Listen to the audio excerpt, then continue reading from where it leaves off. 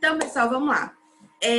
Na aula passada, a gente fez o trabalhinho sobre o filme O Patriota e a gente foi paralelamente falando dos principais pontos, né, das principais ocorrências na Guerra de Independência das 13 colônias do Norte.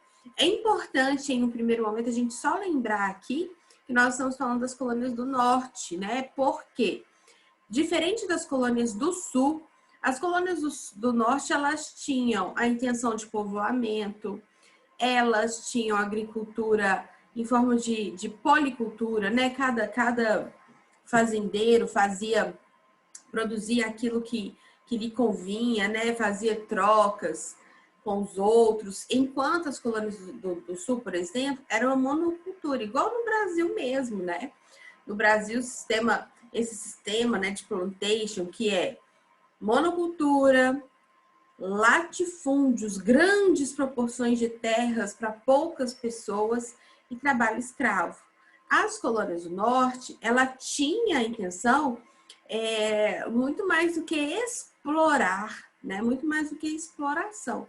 As colônias do Norte, na verdade, tinham a intenção de povoamento, né? Afinal, o pessoal saía lá da Inglaterra meio que fugido, né? Para viver uma vida em paz, sendo protestante aqui nas colônias do Norte, ok? Então, a gente viu o filme, respondemos questões, né? Algumas pessoas me perguntaram, professora, quanto que valeu o trabalho da aula passada? E aí eu já estou dizendo para vocês o seguinte, que depende da quantidade de trabalhos que a gente está fazendo, ok? Então, por exemplo, se nessa primeira etapa eu der 3 trabalhos, cada trabalho vai valer 10 pontos, né? Se eu der, sei lá, 5 trabalhos, cada trabalho vai valer a proporção disso, né? Enfim. Então, só para vocês saberem que é importante vocês fazerem todos os trabalhos, que eu não sei exatamente quanto que que vai valer cada trabalhinho, tá? É uma média de 10 pontos, porque nós temos basicamente 60 pontos para ser distribuídos entre trabalhos e provas, além dos 40 pontos do júri simulado, ok? Então, só para vocês ficarem espertos. Mas vamos lá. Então, a Guerra de Independência, então, né, dos Estados Unidos, as principais causas, já falamos aqui, e eu vou tratar sobre isso na aula de hoje, no finalzinho da aula de hoje, que foi influência das ideias iluministas que estavam lá sendo difundidas na Inglaterra, na França, na Inglaterra, em todo o continente europeu, né? A gente vai tratar um pouquinho sobre esse iluminismo. Até para a gente entrar na Revolução Francesa, eu quero falar um pouquinho sobre o iluminismo com vocês, apesar de que vocês já têm contato, né? Vocês já ouviram falar. Gente, tá muito engraçado minha boca torta, né? Enfim, o que eu posso fazer? Relativa à autonomia em relação à Inglaterra, como eu disse, né? Eles já tinham policultura, eles já comercializavam entre si, né? Era um momento em que a gente não tinha muito poder, claro, sempre né? Muito poder na mão de poucos, mas eu tinha pequenas propriedades de terra e não latifúndios gigantescos, como eram nas colônias do Sul, produzindo uma diversidade de produtos muito grande, né? Inclusive, isso também vai incentivar os Estados Unidos, por quê? Porque eles tinham tanto para produzir, eles podiam comercializar com tantos países, né? Enfim, então eles tinham uma relativa autonomia em relação à Inglaterra. Eu digo aqui relativa por quê? Porque, querendo ou não, eles eram colônia, né? Se o rei atribuísse a eles algum tipo de imposto, eles tinham que pagar e por aí vai, tá? A Guerra dos 7 Anos, que nós já falamos também, no filme é aquela guerra que o Benjamin Martin tinha lutado e é o que fala, é o que leva a ele não querer outra luta, outra guerra. A Revolução Industrial na Inglaterra. Pessoal, nessa época, né, no século XVIII, enquanto aqui a gente ainda estava nessa luta, né, o Brasil ainda era colônia também, né? Antes da independência do Brasil, antes da independência dos Estados Unidos, na Inglaterra a gente já estava passando pelos momentos de primeira revolução industrial. Então a Inglaterra ela está à frente, realmente assim, economicamente, ela está à frente de muitos países, tá? As restrições mercantilistas feitas Ô, pelo professor, pacto. Oi, tem pessoas pedindo para entrar na sala. eu não tô vendo, gente, esqueci. Obrigada, gente. Me avisa quando vocês virem isso. Às vezes eu tô aqui envolvida falando com vocês e não fico visualizando aqui.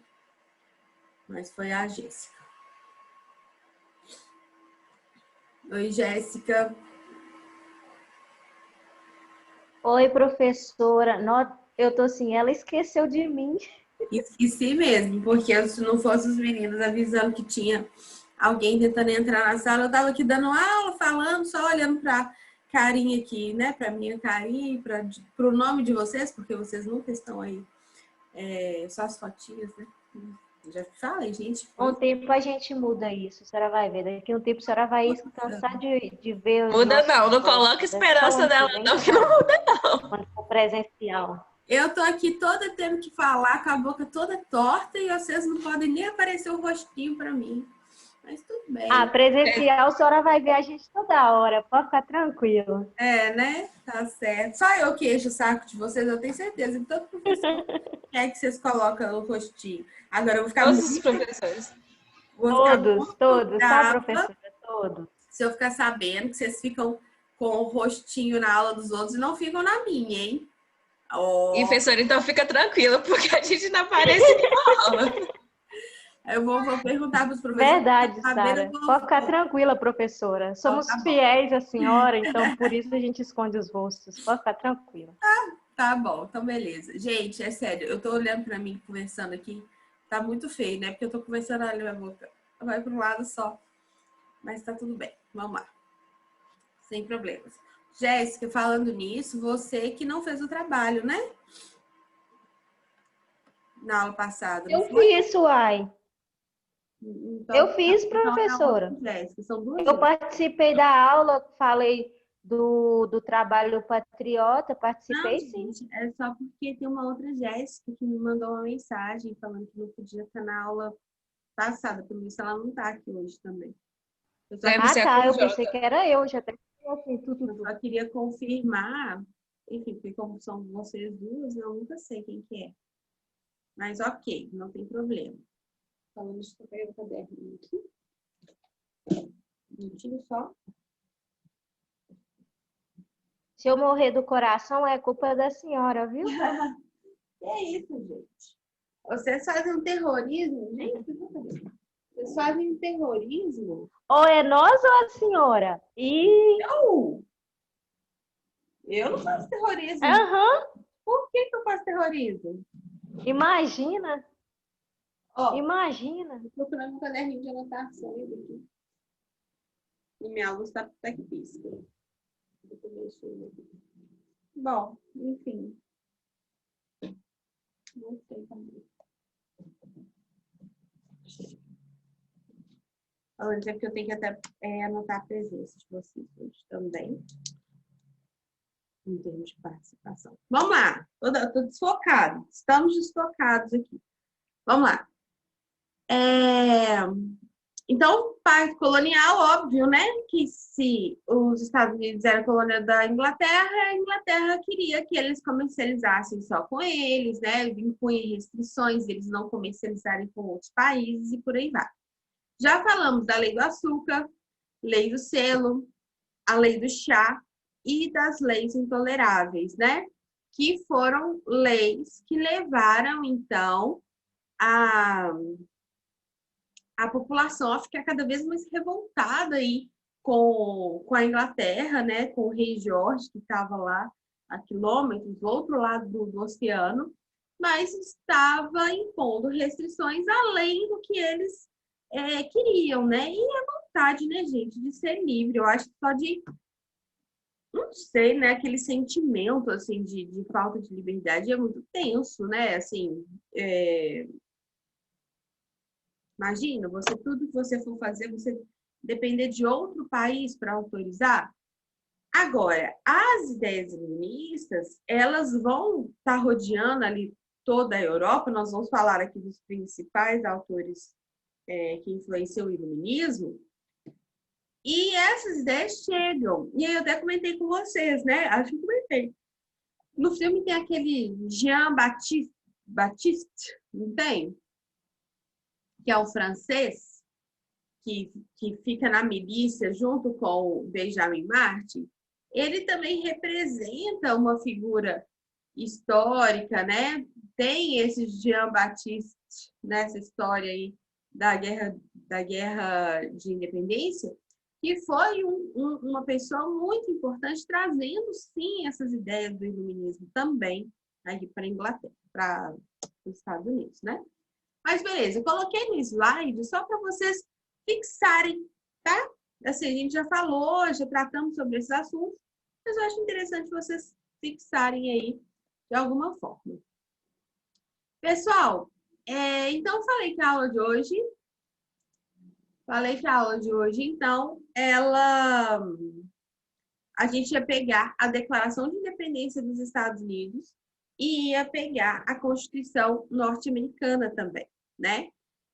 A Declaração de Independência, é importante vocês observarem a data da Declaração de Independência, que é 4 de julho de 1776. Os Estados Unidos, eles se declaram independentes, né? Eles entregam a Declaração de Independência antes mesmo da Inglaterra reconhecer a independência deles. Isso não é interessante? Já pararam para pensar nisso? A Declaração de Independência não veio com a independência que a Inglaterra conferiu aos Estados Unidos, não. Na verdade, a Declaração de Independência, eles declaram ali naquele momento que eles são independentes e eles comunicam a Inglaterra da independência deles. Não quer dizer que a Inglaterra aceita essa independência, né? Mas eu coloquei só um trechinho aqui da declaração. Mas antes de falar esse trechinho, eu até queria colocar um negócio para vocês que eu achei aqui na internet. Rapidão, peraí.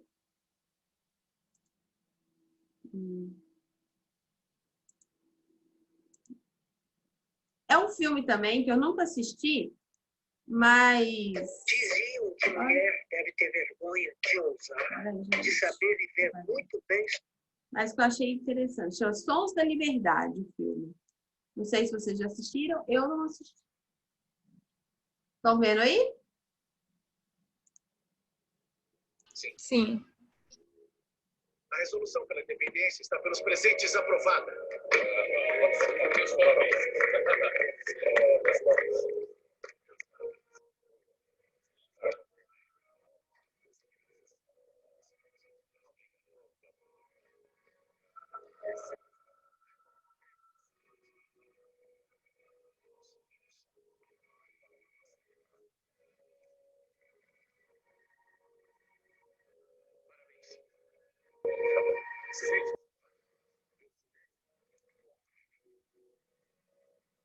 Pra mim tá sem som. Sem som? Pra mim tá. Não sei se é só pra mim. Mereceu isso. Tá falhando o som. Eu mando o link para vocês, então, porque tá com som aqui. Tá até no máximo, inclusive. Mas eu mando o link para vocês assistirem. Mas eu acho que tem que habilitar som, professora, antes de compartilhar a tela. Esse velho rei George vai conseguir ler isso. Não tá ouvindo? Eu acho que você tem que habilitar o som na hora que você for compartilhar a tela. Tem essa opção. Quando no curso dos acontecimentos humanos se torna necessário a um povo dissolver os laços políticos... Agora foi. O respeito digno exige que se declarem as causas que os levam a esta separação. Consideramos essas A peça do verdades chá. como evidentes por si mesmas. Que todos os homens são criados iguais, dotados pelo Criador de certos direitos inalienáveis. E entre estes estão a vida, a liberdade e a procura da felicidade.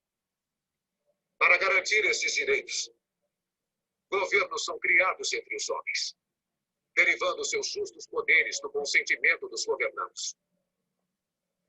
E sempre que qualquer forma de governo torna-se destruidor de tais fins, cabe ao povo o direito de alterá-lo ou aboli-lo e instituir novo governo.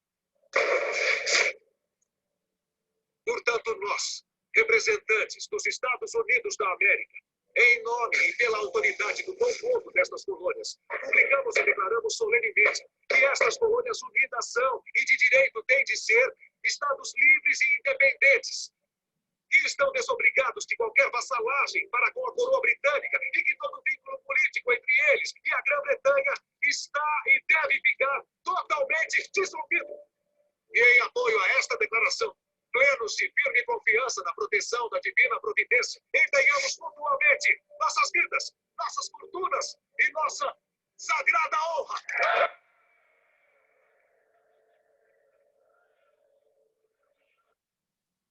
Enfim. Sua pele muda no verão. Um dia oleosa com calor, outro secada com a sol. Novo natura toda. Deixa eu só...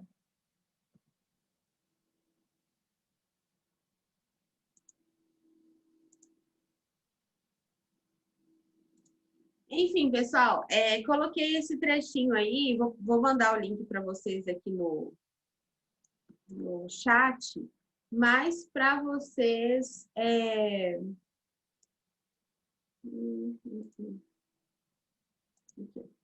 Só para quem quiser ver, quem não tenha ouvido aí direitinho o áudio, que eu achei super interessante, né? Eu não sei se vocês perceberam, mas todo mundo que assina aqui a Declaração de Independência dos Estados Unidos são as principais, são todos os representantes de todas as colônias, né? Então, quem assina não é só uma pessoa, né? O autor, na verdade, todos aqueles representantes ali do filme são todas as colônias que vão se declarar independentes, que no caso são as colônias do norte. Então, é a colônia de Geórgia, Carolina do Norte, Carolina do Sul, de Maryland, Virgínia,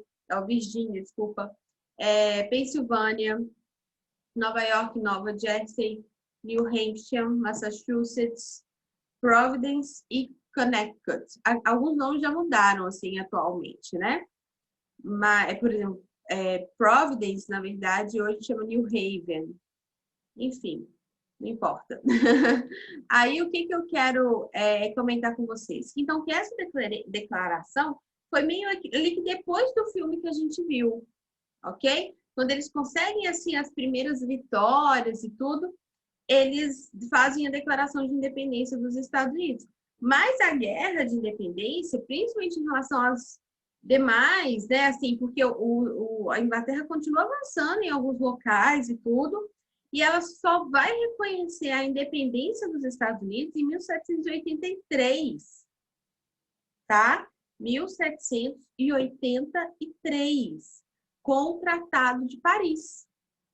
Então, só quando tem o Tratado de Paris em 1783, que Paris reconhece que os Estados Unidos são um país independente, que não precisa da bênção da Inglaterra para nada, ok? Então, coloquei só um trechinho, eu vou mandar no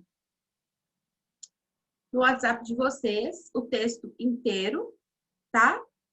Mas eu pus um trechinho aqui dela só para firmar mesmo a declaração. Então, vamos lá. Nós, por conseguinte, porque aqui é o final, na verdade, representantes dos Estados Unidos da América, reunidos em Congresso Geral, apelando para o juiz supremo do mundo pela retidão das nossas intenções, em nome e por autoridade do bom povo dessas colônias, publicamos e declaramos solenemente que essas colônias unidas são, e de direito têm de ser, estados livres e independentes, que são desobrigados de qualquer vassalagem para com a coroa britânica, e que todos os vínculos políticos entre elas e a Grã-Bretanha está e deve ficar totalmente dissolvidos. E que, como Estados Unidos livres e independentes, tem inteiro poder para declarar a guerra concluir a paz, contrair alianças, estabelecer comércios e praticar todos os atos e ações a que tem direito de Estados independentes. E em apoio dessa declaração, plenos de firme confiança da proteção da divina providência, empenhamos mutuamente nossas vidas, nossas fortunas e nossa sagrada honra. É mais ou menos o texto que foi falado aí no videozinho que eu passei. Mas é claro, né, que, enfim, é filme, né, gente? Filme é filme. Então, eles mudam um pouquinho aí a dublagem, né, dessa declaração. Então, o texto é um pouquinho diferente. Mas eu vou mandar para vocês e vocês vão ter todos os termos, né? Porque, na verdade, ele vai explicar também, na declaração, quais são as razões, né, da necessidade da independência, né? As insatisfações com o rei da Grã-Bretanha, né? Como que o rei injuriou os colonos, usurpou os direitos, né? Declarou leis que causou sofrimento. Então, eles vão explicando aí passo a passo. O que é importante é que, neste momento da história, a gente começa a falar de um assunto muito importante, que é a liberdade. Afinal de contas, o que é essa liberdade, né, gente? Todos nós falamos todos os dias das nossas vidas. Eu tenho o direito de ser livre. O que é essa liberdade, que é um direito, por exemplo, para o brasileiro, garantido ali constitucionalmente? Vocês já pararam para pensar nisso?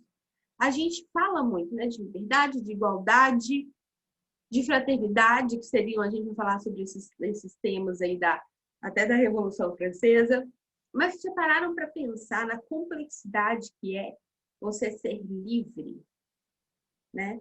Que momento que eu sou livre, mas eu não posso fazer o que eu quiser, né? Sendo que eu vivo dentro de um país, né, com leis, com ordem, enfim. Então, a Declaração de Independência, qual que é a grande importância da Declaração de Independência norte-americana? Né? Eu acho que é o quarto documento que nós vimos aqui na sala, né? Que nós falamos a Magna Carta, que uma das grandes questões da Magna Carta foi o quê?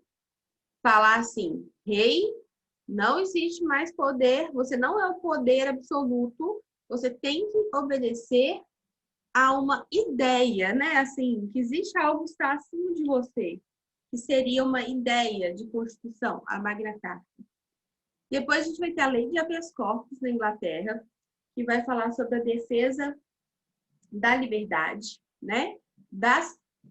Defesa da liberdade em nome do rei da Inglaterra, aqueles nobres que saírem para ultramar e tal, eles vão ter garantido ali o direito de liberdade, né, o habeas corpus dele. Falamos também sobre a Bill of Rights, que institui ali na Inglaterra, desde já, a monarquia parlamentar, que é o regime atual. E agora, o quarto documento que a gente está vendo é a Declaração de Independência dos Estados Unidos.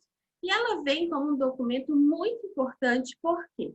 Porque ela simplesmente vai influenciar todos os outros documentos jurídicos que vão surgir a partir daí, né? Essa ideia de liberdade, de poder comercializar com quem quiser, poder fazer alianças com quem quiser, ok? Então, esse documento ele vai ser uma base da influência da ideia de liberdade. E o que os países querem ao se declararem livres. O ponto aqui da declaração é que ela não foi feita ao final, né? Ao final mesmo, a gente vai ter o reconhecimento no Tratado de Paris, o reconhecimento da liberdade norte-americana, tá bom? Passado isso, em 1787, tá, pessoal? A gente vai ter a Constituição norte-americana. E aí eu vou mandar também o arquivozinho também para você, da Constituição. Mas, basicamente, olha o que a Constituição de 1787 veio trazendo nos Estados Unidos. Gente, a segunda Constituição mais velha do mundo. Ok? Por quê? Não sei se vocês sabem, mas aí já vou lançar a curiosidade. A primeira Constituição norte-americana, ela é a última também. Esses anos todos de Estados Unidos da América, a gente só teve uma Constituição. Tá? E esse aspecto eu acho que é extremamente relevante, porque mostra como que eles baseiam todo o sistema jurídico deles naquela ideia de jurisprudência, não na ideia rígida de leis, né? Eles estão muito mais focados na common law do que na civil law. A tradição do Brasil é de civil law. Cada coisa que surge, a gente vai lá, corre e faz uma lei nova. A common law, ela é baseada muito mais nos princípios, ela é baseada muito mais nos costumes. Então, a Constituição norte-americana, ela vai ditar princípios gerais, ok? Ela vai ditar princípios gerais e que as pessoas vão, a partir dos casos concretos que existirem, vão adaptando a ideia da Constituição ao caso concreto, né?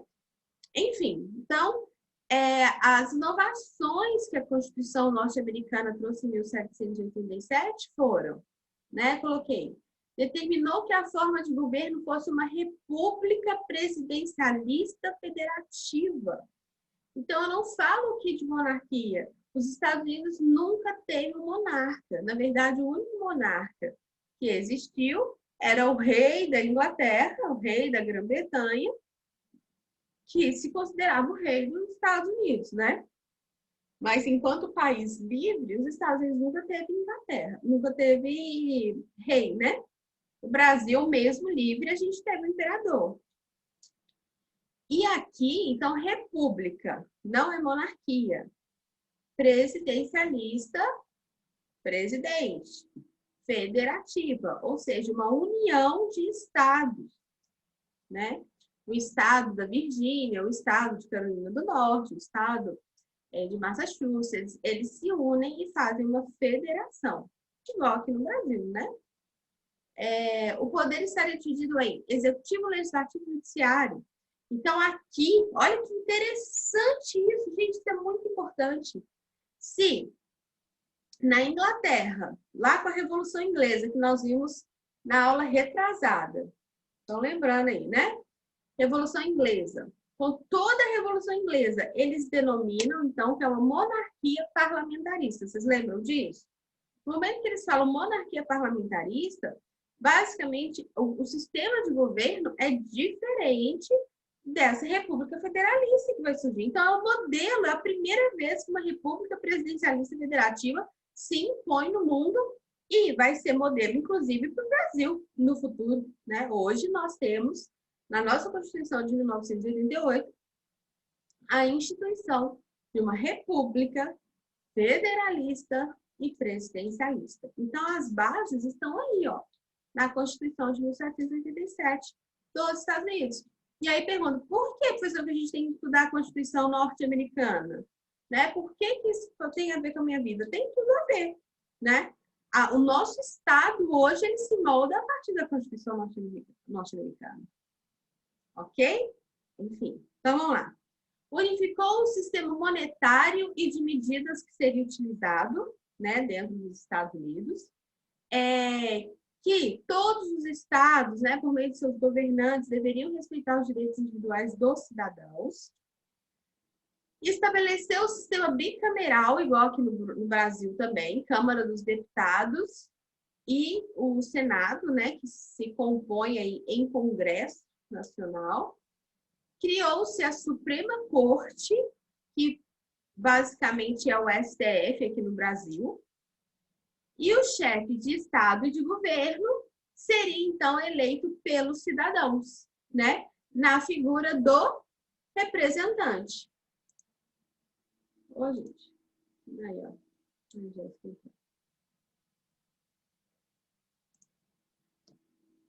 Por quê? Vocês lembram quando a gente estava estudando a Revolução Inglesa, que eu falei que o chefe de Estado era a rainha, enquanto o chefe de governo, que é o primeiro-ministro, era votado aí na Câmara dos Comuns, através de uma eleição indireta. Vocês lembram disso?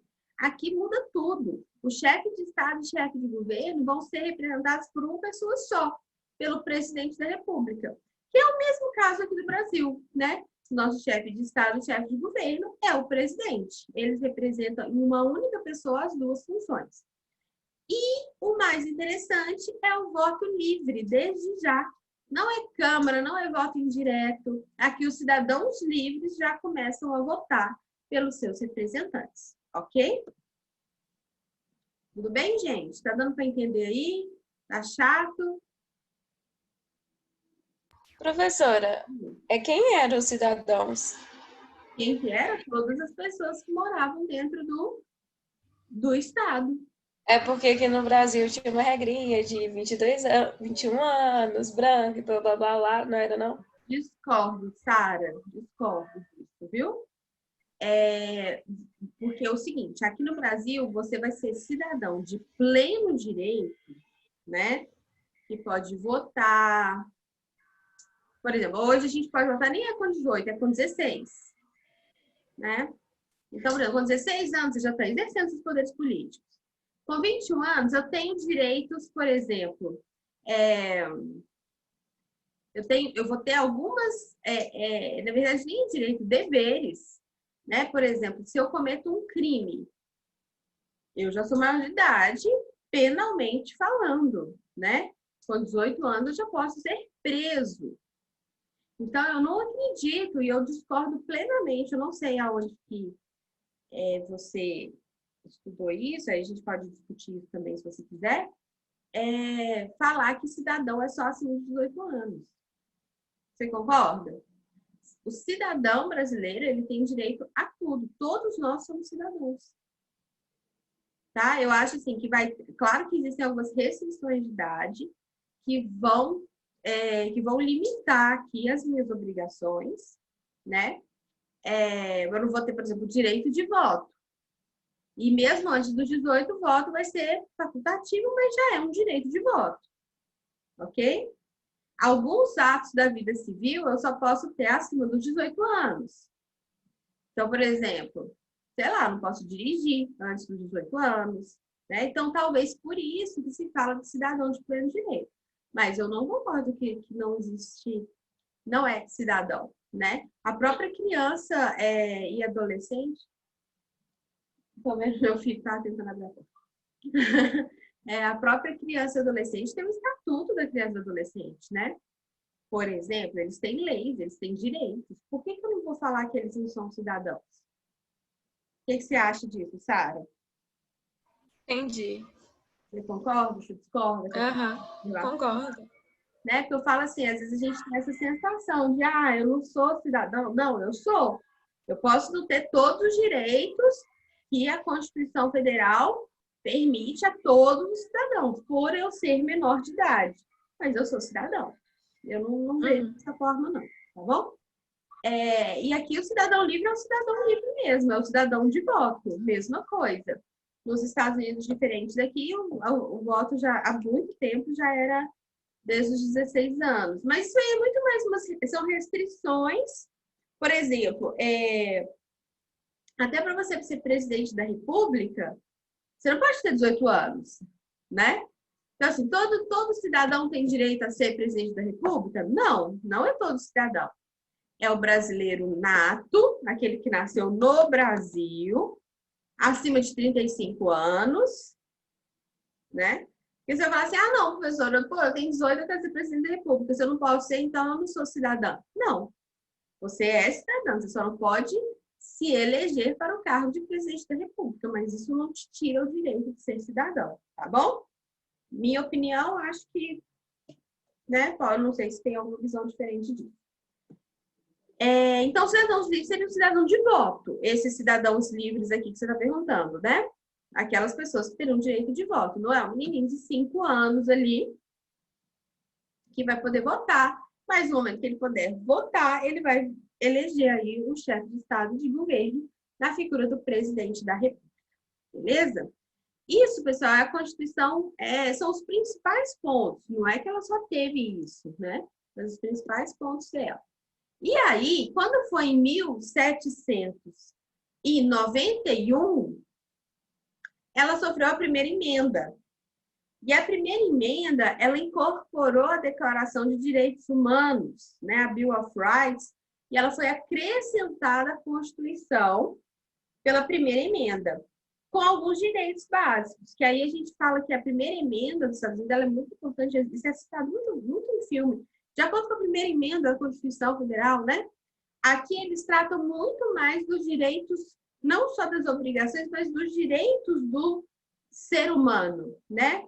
Os direitos do cidadão. Então, liberdade de expressão, né?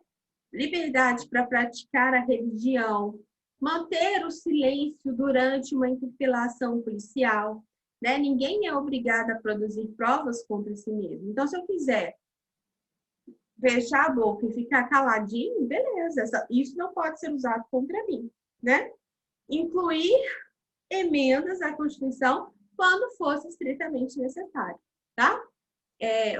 Passei, vamos voltar. Enfim, né?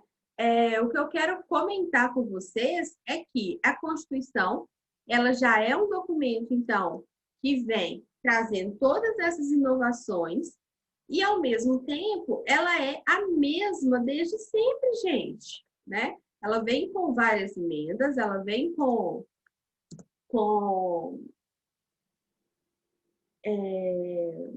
algumas possibilidades, algumas modificações ao longo dos tempos, né? Em 1791, a Carta dos Direitos Humanos e tudo. Mas a principal proposta da Constituição é que ela tem os principais princípios.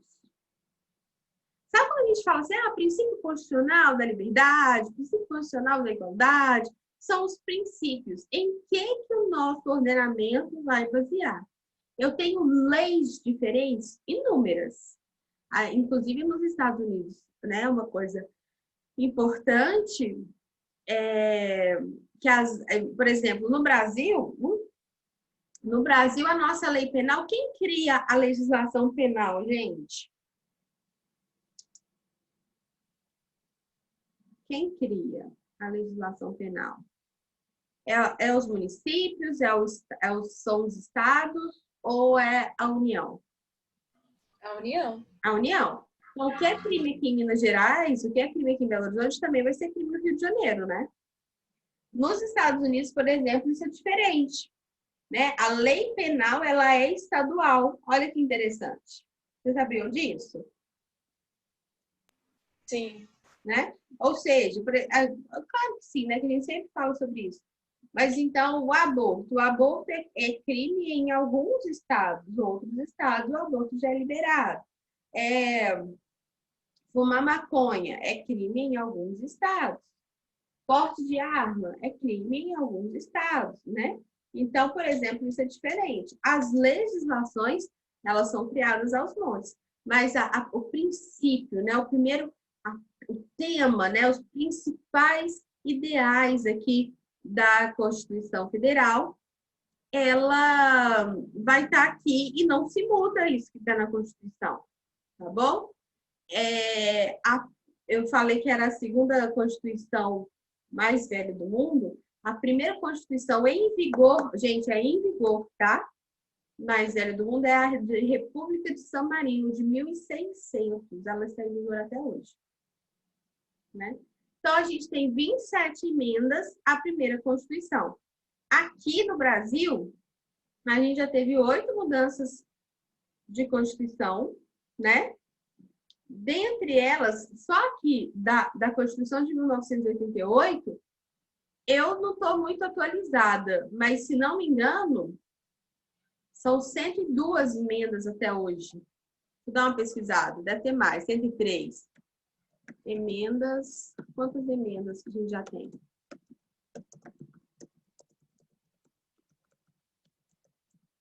Eu só acho que lista, atualmente são 107, né? Ou seja, 107 emendas em 30 anos. Nos Estados Unidos, a gente tem 27 emendas em mais de 230 anos. Sacaram a diferença? Então, a Constituição norte-americana, ela é pequena, ela é simples, ela tem 7 artigos e 27 emendas. 7 artigos, que é uma ideia, né? Ele vem com o ideal, né? O ideal de respeito à liberdade, o ideal de respeito à igualdade, e por aí vai, tá bom? Beleza, pessoal? Professora, Oi. você sabe explicar como que é o curso de Direito nos Estados Unidos? Oh, é uma loucura. Eu não sei exatamente. O negócio é o seguinte, o que acontece? Nos Estados Unidos, depois que você sai do colégio, da high school, né? Você vai para um ciclo básico. Entende? Você faz... Que dó. Ele tá debaixo da porta, aqui na listrinha, debaixo da porta, falando que tá me vendo. Que dó. Mas nem tá me vendo, porque a porta fica longe. Enfim. Aí, nos Estados Unidos, então, o que acontece? Eles fazem o ciclo básico. Por exemplo, primeiro você vai fazer lá, você vai para a área de humanas ou para a área de exatas. Aí você faz matérias que é meio que básica para todo mundo. E depois você aplica para a universidade. Então, por exemplo, vou entrar em Harvard. Aí, para o curso de Direito em Harvard, né? Aí o direito é normal, o curso de Direito normal, difícil, bacana, mas é isso, né? Então, primeiro você faz uns ciclos básicos, assim, de matérias básicas, depois você entra no curso, entende? Alguma coisa nesse sentido mesmo. Mas eu também não entendo exatamente como funciona, mas é assim. Por que, Sara, que você me perguntou? Mas só deles não terem uma Constituição gigante igual a nossa, já vai ser um curso de direito muito mais fácil. É isso que eu pensei, porque pela Constituição ser pequena, deve que é muito curto o curso. Não, claro que não, gente, porque eu tenho 1 milhão de leis, eu tenho igual a gente, vocês não vão estudar aí direito econômico, direito financeiro, sei lá, direito eleitoral, direito previdenciário, direito civil, direito penal. Todas essas legislações são, a gente tem 3 disciplinas de direito constitucional, né? E outra coisa, o curso de direito, na minha grande opinião, hoje, depois de ter terminado um doutorado, eu posso falar isso, porque parece que a gente não percebe isso no início mesmo do ano, então vai entender isso no final, tá, galera? Essas matérias básicas de formação, tipo, introdução ao estudo de direito, filosofia do direito, história do direito, sociologia, o que mais? Enfim, todas essas matérias, assim, né, que tem aqui na faculdade, e todas as outras faculdades, elas são muito importantes. A gente só consegue ser, assim, juristas, não só advogados, juristas, bons juristas, porque a gente é capaz de interpretar, de ter hermenêutica, sabe? De ter argumentação jurídica. Então, assim, tudo isso, da minha opinião, é muito mais importante numa faculdade do que só ficar decorando leis, né? Eu acho que a faculdade de Direito, ela, assim, a gente, como estudante, os alunos, tem que perceber isso de uma vez por todas, né? Porque a gente vai muito mais depender daquela bagagem, dos ensinamentos das escolas doutrinárias, como interpretar a lei, como aplicar a lei, do que decorar a lei. Se fosse só para decorar a lei, gente, esses robozinhos aí da inteligência artificial que já estão aplicando decisões já seriam suficientes. Como a gente não fala só de decorar leis, a gente está falando de cabeças pensantes que precisam aplicar e precisam interpretar. E nos Estados Unidos, Sara e Cleusa, embora tenha só 7 artigos e 27 emendas, a interpretação desses artigos são muito difíceis, né? Assim, a aplicação, tem que entender, aplicar as leis em conformidade a esses princípios. Não é fácil, gente, é difícil. E outra coisa, só os Estados Unidos sendo o que né, mundialmente falando, então, assim, a força do direito internacional é muito grande nos Estados Unidos, né? Assim, às vezes a gente tem direito internacional aqui na faculdade e fala assim, eu nunca vou trabalhar num órgão internacional mesmo. Apesar que isso está mudando, né? Com a globalização, está mudando isso com tanta rapidez, né? Que acaba que é importante mesmo. O Patrick mesmo, professor de penal, você já tem aula com ele? Não. Ele tem um livro que é falando, chama-se o terrorismo e a cooperação entre os países, alguma coisa assim. Antes, o povo do Brasil nem estava nem aí para esse tema. Por quê? Gente, Brasil, terrorismo, Brasil, não tem nada disso, né? Olha como é que a gente vai longe. Olha a importância disso. Enfim, só para a gente pensar, tá? Não entrei no assunto, puxei para outro, mas só para pensar mesmo. Tá, Saras? Só para a gente discutir a pergunta dela.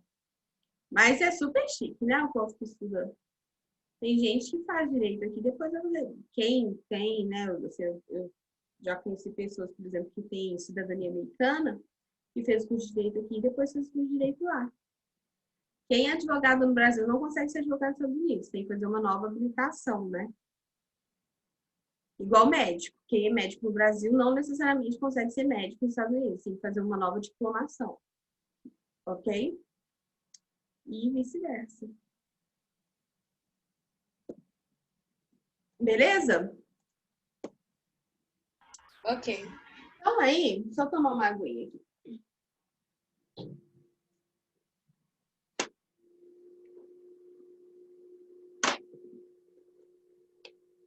Aí a gente entra aqui na segunda parte da aula, que ela é facinho, facinho, facinho, rapidinho, rapidinho, rapidinho. Só para a gente dar uma repassada na ideia do iluminismo. É claro, gente, que o iluminismo, por si só, ele vai ter, assim, vários ganhos em várias áreas, né? A idade das luzes, por que é luzes? São novas ideias surgindo a todo momento.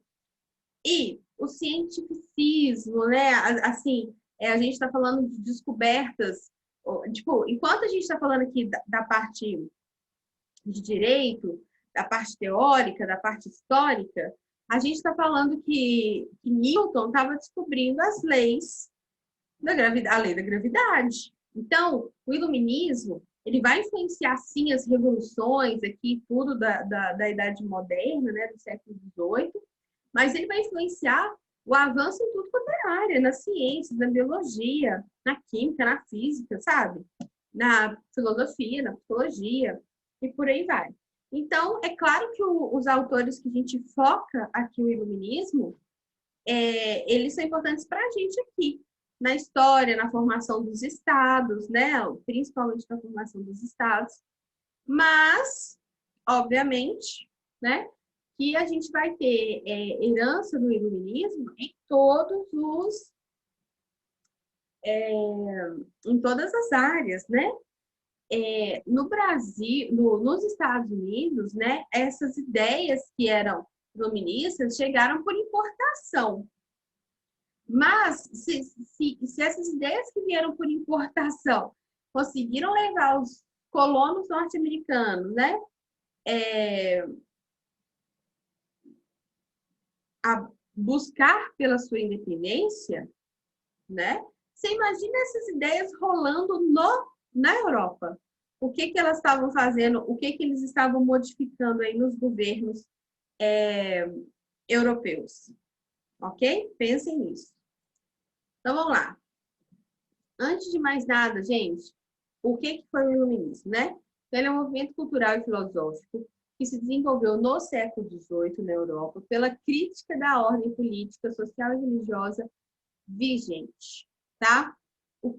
Qual que era a ordem vigente nos principais estados da Europa, tirando aí a Inglaterra, que já era uma monarquia parlamentarista. Todos os outros estados monárquicos da Europa, a gente seguiu o modelo absolutista, ou seja, que o rei mandava e todo o resto obedecia, né? Não existia uma discussão, não existia parlamento, não existia 3 poderes. Tudo estava na mão do rei. E é isso que vocês vão ver no filme que vocês irão ver para a aula que vem, tá? Da Maria Antonieta. Vocês vão ver no filme, gente, como que o rei e a rainha acontecia, né? Da forma que eles queriam. Então, por exemplo, A França já estava falida, porque eles tinham enfrentado a Inglaterra na Guerra dos 7 Anos. Mesmo assim, ela se endivida mais ainda para mandar um exército para ajudar a colônia norte-americana a buscar a independência contra a Grã-Bretanha, né? Ou seja,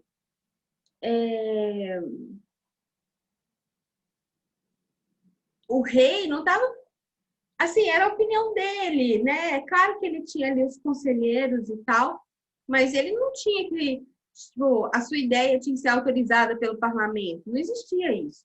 Então, o movimento, né, dos iluministas e os principais iluministas, eles vêm muito na busca dessa tal liberdade. O que é essa liberdade? O que é essa igualdade? E o que é essa fraternidade? Até hoje, no mundo, gente, até hoje, a gente está aqui buscando alcançar esses ideais que foram pensados no século XVIII. Pergunto a vocês, para serem críticos, nós somos, de fato, livres, iguais e fraternos? Quando eu coloquei aqui entre parênteses, né? Desde fraternidade, a gente pode entender o conceito de justos e tolerantes também. Pergunto, nós chegamos nisso hoje, atualmente, no Brasil?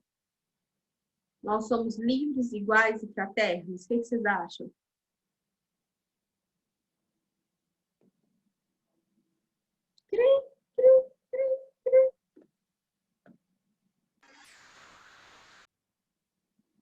Ninguém vai me responder essa pergunta?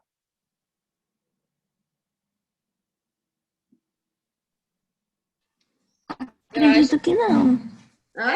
Vou falar só. Calma. Eu acho, tipo assim, teoricamente, sim. Realidade, não. Ana, você estava falando, qual é a sua opinião? É isso que a Sara falou. Que a gente tem uma ideia que conseguiu, mas não é realidade, não. Somos seres livres? Podemos fazer o que queremos? Não sei, por enquanto é só uma pergunta retórica, tá, gente? A gente vai chegar nessa resposta no final do curso. É nosso ideal. No final do curso a gente vai construir agora, a partir de todas as legislações que vêm para frente, a gente vai discutir essa ideia de liberdade, igualdade, fraternidade muito, muito firme, sabe? Mas eu queria só que vocês pensassem. Adianta falar que eu sou uma sociedade livre, igual e fraterna? A gente é tolerante? Somos tolerantes às diferenças? Não foi assim que a gente aprendeu, né? Enfim. Então, o movimento lá no século XVIII, ele já buscava esses ideais de liberdade, igualdade e fraternidade. E aí, com nomes, eu trouxe apenas alguns nomes, né? O Locke, que ele é considerado o pai do iluminismo, porque ele também é o mais antigo, olha só. 1600, ele na verdade, passou a juventude dele no século XVII, nem no século XVIII. 1632 a 1604. Ele defendia os direitos naturais do próprio homem, né? Então, por exemplo, os direitos de primeira dimensão, a gente vai discutir isso, tá, gente? Eu estou comentando aqui. Direito à vida, direito à liberdade, direito à propriedade privada, né? A gente vai chamar esses direitos de primeira dimensão. Daqui um pouquinho a gente vai falar sobre isso. Ele defendia, por exemplo, o liberalismo político. O Adam Smith, né? Ele já defendia o liberalismo econômico. Enquanto o Locke estava defendendo a liberdade política, de todo mundo poder votar, de não só os brancos, de não ser só voto censitário. O voto censitário, quando eu falo de voto censitário, é aquelas pessoas que têm uma renda, né? Só pode votar quem tem X renda. Quem tem X renda para baixo não poderia exercer os seus direitos políticos. Ou seja, então, essa liberdade, né, política do John Locke e o Adam Smith, liberalismo econômico. Ou seja, Eu quero poder comercializar sem que o rei vire para mim e fala, fulano, você vai produzir açúcar, você vai produzir café. Não, eu quero poder produzir o que eu quiser, vender para quem eu quiser. Eu não quero vender só para a metrópole, eu quero vender para os outros países, né? Quero colocar o preço que eu quiser. Eu não quero que venha o dedo invisível, né? Do rei mandando na economia. Aqui a gente está buscando o quê? Livre concorrência, lei da oferta e da procura, aquele ditado, né? Laissez-faire, laissez-passer, né? Que a própria economia vai andar com suas próprias pernas. A gente tem o Montesquieu, com um livro muito importante, que é O Espírito das Leis. Talvez vocês já tenham visto isso aí em filosofia, não já? Tenha falado um pouquinho sobre cada um desses aí, por isso que eu passei. Eu estou fazendo um en passant mesmo aqui. Então, Montesquieu, na sua obra, por exemplo, uma das grandes coisas que ele vem defendendo é a separação dos poderes, né? Como é aqui no Brasil. Um legislativo, um executivo e um judiciário de igual poder e um não interfere no outro, né? Embora eu tenha... Porque aqui no Brasil, por exemplo, a gente acha que o presidente é o bambambam da história. E a gente esquece do chefe do legislativo, que seria aí o representante, o presidente da Câmara e o presidente do Senado. Eles são os chefes do poder legislativo. O presidente do STF é o chefe do poder judiciário. Igualmente, a gente tem o presidente da República, que é o chefe do poder executivo. Não significa que um manda mais do que o outro. Em tese, seriam 3 poderes para se cooperarem entre si. Né? É interessante a gente pensar nisso, né? A gente fala assim, o presidente pode... A gente não fala nada disso, não, mas tem gente que fala, presidente, fecha o Congresso. Nossa, tô louca para fechar o Congresso. Nossa, vou mandar fechar esse judiciário. Sério, né? Não é isso que é a ideia da separação de poderes, não. Então, já reconheçam esses discursos abusivos desde então. A pessoa que fala que vai fechar o Congresso, que vai fechar o judiciário, isso não existe, tá bom? Então, Montesquieu, ele vai defender essa separação de poderes e vai falar todos, inclusive esses chefes aí, eles têm que ser submetidos a uma pessoa, que no caso não é uma pessoa, é a lei, né? Existe a lei e existem os governantes. Até então, no modelo monárquico absolutista, tinha o rei, leis e o resto. O rei estava acima dessas leis. E todos têm que estar abaixo das leis, inclusive o rei, tá? Então, Montesquieu defende essa ideia. Já o Rousseau, ele defendia o voto popular, a soberania popular, né? A voz do povo. Ele defendia o voto universal, igualdade de todos os homens perante a lei, não só no termo de obrigações, tá? Não só as obrigações de todos perante a lei, mas os direitos de todos perante a lei também. E aí a publicação mais famosa do Rousseau, que é o Contrato Social, ele fala aquela teoria, né? Que, na verdade, todos nós somos seres maus, né? Mas a gente, por um bem comum, até por um bem próprio também, eu busco uma sociedade, a gente faz um contrato invisível, que é o chamado contrato social, e aí eu te respeito, você me respeita, para que juntos a gente tenha mais força, para que a gente consiga garantir a nossa sobrevivência. Porque se não fosse dessa forma, se a gente não vivesse em sociedade, o homem ele não conseguiria viver sozinho, né? Essa vai ser a proposta do Rousseau. Vocês devem ter estudado isso, eu imagino, né? Enfim, e por fim, o Voltaire, ele defendia a liberdade, justiça social e tolerância. Ele tem uma publicação que é o Tratado sobre a Tolerância, que é muito interessante. Tá aí o Voltaire. Não significa que eles não dividiam ideais entre si. O que eu estou marcando são pontos específicos da literatura de cada um, tá bom? Enfim.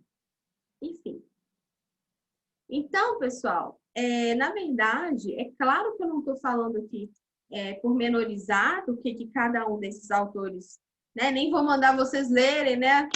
o tratado, o contrato social de Rousseau, mas alguns professores, outras matérias podem mandar vocês lerem, tá? Mas, na verdade, o que a gente vai ter? A gente vai ter pessoas, representantes, filósofos, que vão incentivar toda a Europa a movimentar os seus antigos modelos governamentais, os seus antigos modelos de Estado. O que significa isso? Tá? Alguns países, como os Estados Unidos, vai buscar uma república presidencialista. Outros países vão querer continuar sendo monarquias, mas já é uma monarquia esclarecida. Opa, eu vou continuar sendo rei, mas espera aí, nem todo rei é acima da lei, nem por isso eu posso usurpar os direitos do meu povo. Começa a mudar a cabeça da galera, sabe? Aquela ideia de que o rei, meu Deus, eu tô morrendo de medo do rei, ele pode pegar minha propriedade a qualquer momento. Isso vai mudando. Então, o rei, ele passa a ser o representante daquele povo em algumas sociedades. Algumas sociedades vão ter que lutar para isso. Outras, o próprio governante vai falar assim, você quer saber? O povo só está querendo uma constituição. Deixa eu fazer uma constituição aqui, né? Que é a monarquia esclarecida. Isso é, inclusive, é os monarcas esclarecidos, que se chama essas monarquias, que continuaram monarquias sem mudar o seu sistema de governo, mas que passaram a incluir na modalidade do governo, do seu governo, né, essas ideias de liberdade, de direitos do homem, né, de direitos humanos e por aí vai, tá? Diferente da França. A França, o nosso querido rei Luís XVI, ele nem vai perceber esse movimento. Pelo contrário, ele acha uma afronta, né? O povo querer mais direitos, querer questionar a autoridade dele. E é isso que vocês vão ver no filme. Lembrando, o filme Maria Antonieta, ele vai mostrar o antes da Revolução Francesa e alguns momentozinhos da Revolução. Só no finalzinho que mostra sobre a Revolução. Mas o que o filme vai trazer, que vai acrescentar a vocês agora, é exatamente esse momento anterior. Como que eles viviam, o luxo, os gastos. Observem os gastos que eles tinham.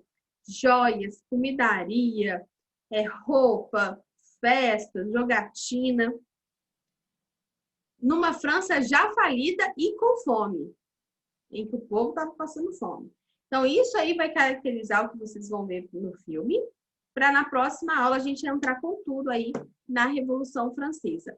Acabando a Revolução Francesa, gente, a gente vai meio que fechar entendendo aí sobre o Estado de Direito Liberal, que é, né, o que acontece. Depois nós vamos entrar no Estado de Direito Social e depois a gente vai entrar no Estado Democrático de Direito, tá? Esse é o nosso ideal. E depois nós vamos entrar na história do Brasil. Mas aí a gente finaliza de Revolução. Para quem não gosta muito de história, que está vendo a aula meio... a gente só vai ver até a Revolução Francesa, tá? Como modus operandi aqui. E aí depois a gente vai discutir conceitos muito importantes sobre Estado de Direito Liberal, Estado de Direito Social e Estado Democrático de Direito, até porque é uma discussão que toda hora você escuta aí. Eu sou liberal. Eu sou social. Esquerda, direita. Né? Esses conceitos que a gente tem ouvido, liberal, conservador, não, eu sou só liberal, essas coisas aí que a gente tem discutido muito nos dias atuais, então a gente vai ter a oportunidade de falar um pouquinho sobre isso também nas próximas aulas. Então, próxima aula, Revolução Francesa, para a gente chegar na Declaração dos Direitos do Homem e do Cidadão e também na Constituição Francesa, para acabar tanto com esses documentos. Aí a gente vai estudar os paradigmas estatais, para então a gente vir para o Brasil, beleza? Então é isso, pessoal. As aulas já estão ok lá na nossa playlist. Para quem está com alguma dúvida, já está as aulinhas todas bonitinhas, até a aula passada. Hoje eu já vou subir a aula de hoje. E aí, quem também tiver perdido alguma aula, pode acompanhar lá, tá bom? Beijo para todo mundo. Fiquem com Deus. E até semana que vem. Com Deus. Beijo, gente. Tchau, tchau. Tchau.